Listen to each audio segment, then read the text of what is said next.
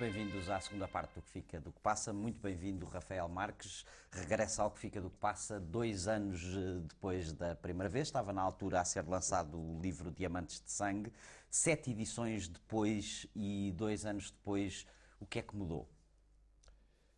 Nessa região mudou muito pouco, porque a violência continua, tem sido denunciada com maior frequência. Há uma maior percepção por parte dos cidadãos locais de que devem continuar a denunciar, mas, por outro lado, a impunidade dos dirigentes angolanos continua em alta e, por essa razão, e sobretudo porque também conseguem comprar a imagem, a comunicação social, não só em Angola, mas também em Portugal, e pagar para que tenha uma imagem diferente a nível internacional, podem continuar a cometer essas atrocidades porque estão cobertos pela impunidade que os negócios e que o controlo do poder lhes conferem.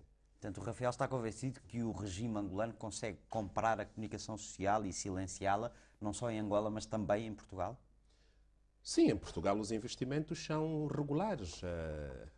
Em todos os grandes grupos empresariais, vemos que agora o último, a Control Invest, também já está nas mãos do regime angolano e assim continuará. E, e esses investimentos serão cada vez maiores porque, silenciando a imprensa, quando se silenciou a imprensa em Angola, havia um escape. Sempre que saísse uma notícia crítica em Portugal, ou sempre que sai, tem fortes repercussões em Angola porque tem uma abrangência maior, mesmo em relação à imprensa local. Por exemplo, as pessoas lá têm os canais de televisão, grande parte das pessoas tem, sobretudo na cidade de Luanda, tem parabólicas. E basta que um pequeno grupo tenha acesso a essas notícias para difundi-las através daquilo que nós chamamos o telegrama do mato, em que passa a palavra de boca em boca e as notícias se reproduzem. E como há um sentimento cada vez mais crítico em relação ao governo, todas aquelas notícias que demonstram a realidade têm uma disseminação maior por parte dos cidadãos. E é isso que o governo tenta impedir.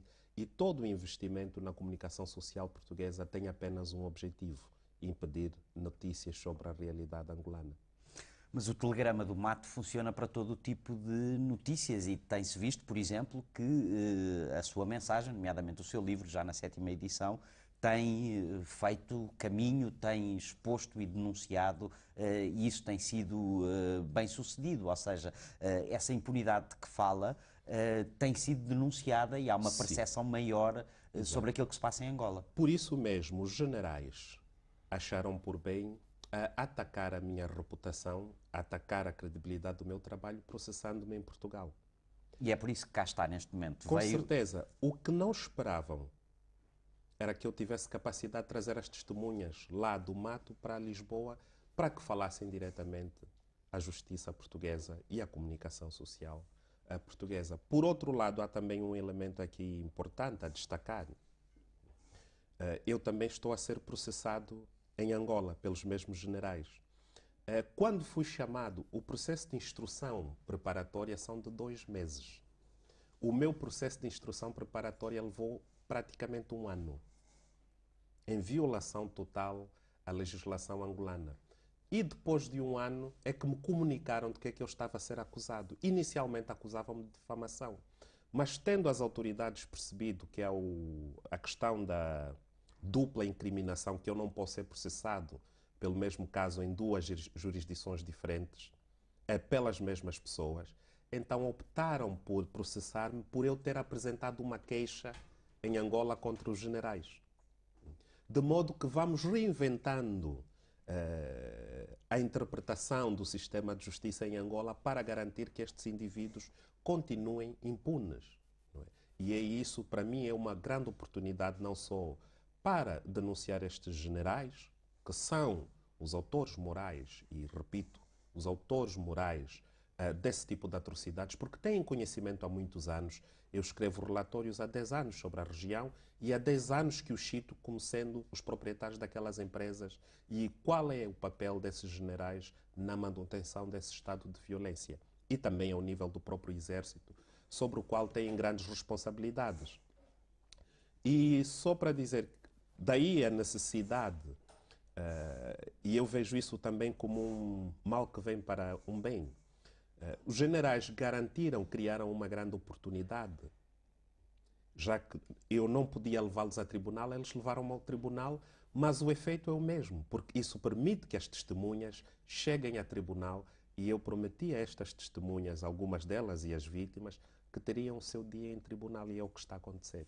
E é isso que o traz a Portugal neste momento. Veio literalmente escoltar duas testemunhas nesse processo que lhe foi movido por 9 generais angolanos. Um é um líder tribal dessa região das Líder Lundas. tradicional Da região das Lundas, e uma camponesa que sofreu na família essa violência que denuncia no seu livro. Já testemunharam, conseguiram testemunhar, apesar de todas as atribulações dessa viagem? Sim, e os seus testemunhos foram fundamentais para a justiça portuguesa ter a percepção direta da parte daqueles que têm estado a sofrer os horrores da violência nessas localidades sobre a realidade das Lundas. Mas não digo para não dizerem que violei o segredo de justiça ou para não fazer qualquer comentário despropositado, mas devo apenas dizer que são pessoas muito corajosas. No dia anterior à viagem, esta senhora recebeu um envelope com $10.000 para desistir da viagem, para que não viesse testemunhar. Foi ameaçada de morte. Foram ter com o seu marido, criaram toda uma série de dificuldades para que ela não viajasse. Esteve detida no aeroporto, já depois de termos passado, ter cumprido com as formalidades migratórias, e mesmo assim ela persistentemente conseguiu chegar a Lisboa. E devo dizer que é o tipo de atitude desta camponesa que perdeu 2 filhos. E ela fez um pronunciamento que, quanto a mim, é revelador do seu estado de espírito. Quando em Luanda lhe perguntaram quanto podiam pagar pelos seus filhos, ela disse: eu nunca estive no mercado onde se vendem pessoas, não sei qual é o preço dos meus filhos, o que eu quero é justiça. Mesmo arriscando a própria vida? Sim, porque ela disse: mataram os 2 filhos, porque é que não há onde matar-me a mim? Mas eu vou chegar até o fim deste processo. E é isso que é importante para mim. E deixa-me só dizer que eu tenho estado a cobrir a violação dos direitos humanos basicamente desde 2012. Em 2003, eu tive de organizar a viagem de uma camponesa também, que durante um mês inteiro serviu de escrava sexual para uma unidade militar das Forças Armadas Angolanas em Cabinda, e era deixada amarrada à chuva e era abusada diariamente. Escrevi sobre isso, levei esta rapariga à África do Sul para que tivesse algum tratamento, porque ela foi recuperada pouco depois de um dos soldados já de pena, passado quase um mês, de ter garantido a sua fuga. Então é um trabalho que eu venho fazendo há muitos anos, e com total consciência dos riscos e também da necessidade de defender aqueles que não têm voz e que não têm outro tipo de defesa. E, felizmente, os 2 relatórios que eu liderei sobre os direitos humanos em Cabinda, publicados em 2002 e 2003, tiveram como efeito a redução dos níveis de violência perpetrados pelas Forças Armadas Angolanas nesta região. Logo, não é novo o que eu tenho estado a dizer sobre os generais, sobre os atos dos militares, das empresas privadas de segurança. Para percebermos ainda um pouco mais essa tentativa de intimidação das testemunhas que têm vindo a denunciar, houve também um episódio, ao que julgo saber, de troca de identidade. Essa camponesa que veio cá testemunhar, quando tentou tratar dos trâmites para essa viagem, deu por si nos registros oficiais com outro nome ou outra idade. Esta camponesa não sabe ler nem escrever.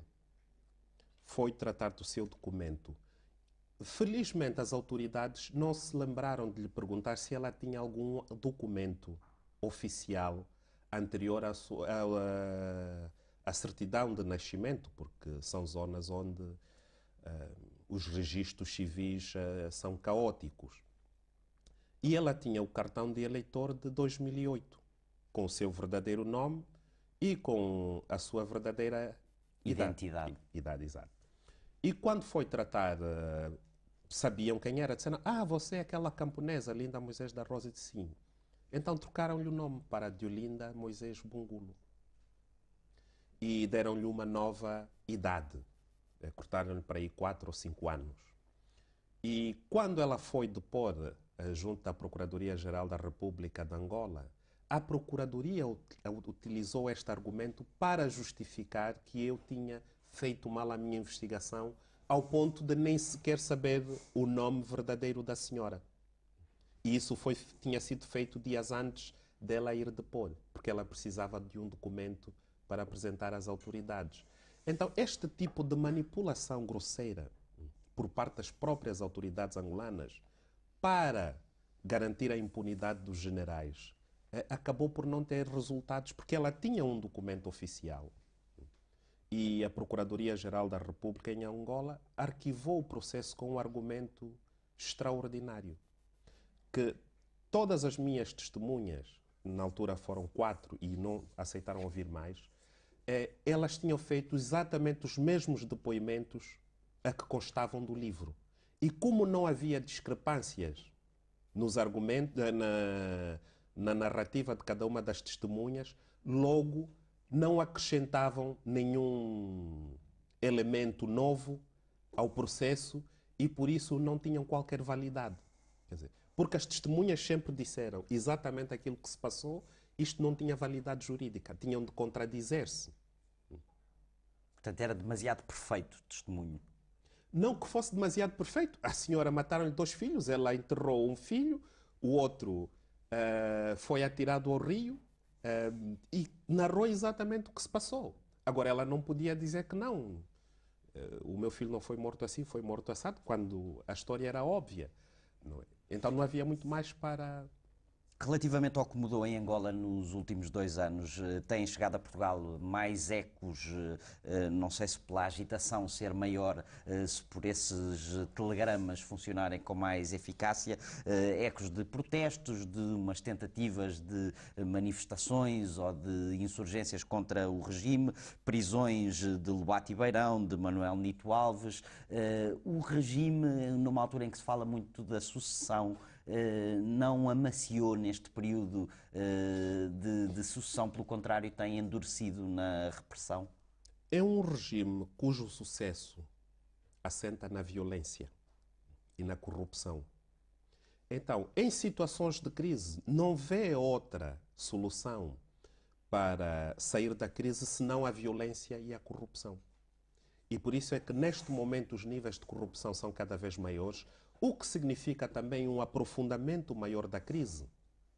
Porque quanto mais roubam e quanto mais distribuem de forma iníqua, menos há para a prestação de serviços básicos aos cidadãos. Veja que, por exemplo, nesta região das Lundas, tão rica em diamantes, e quando falamos do desenvolvimento de Angola, que fazemos edifícios que custam mais de 100 milhões de dólares, na região das Lundas, as pessoas, para conservarem os corpos, e a mortandade lá é elevada, injetam os corpos com gasolina para conservarem mais umas horas, para poderem fazer os enterros.